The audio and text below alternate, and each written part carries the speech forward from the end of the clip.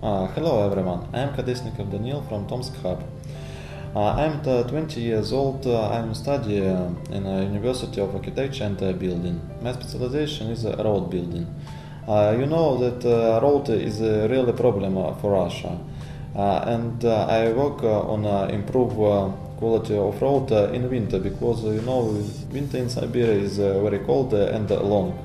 My work is devoted to modernization of standards which will help us to reduce the cost of road building. Meanwhile, my professional interests are very specific. I want to be involved to some social activities. That's why I joined Tomsk Hub. I find it important when people from business and other spheres can be involved in benefit activities, and global shapers are not exception. We joined several charity missions and raised toys and other necessary things for sick children. We also help with information support aimed to draw attention of these missions and to engage the other citizens of Tomsk.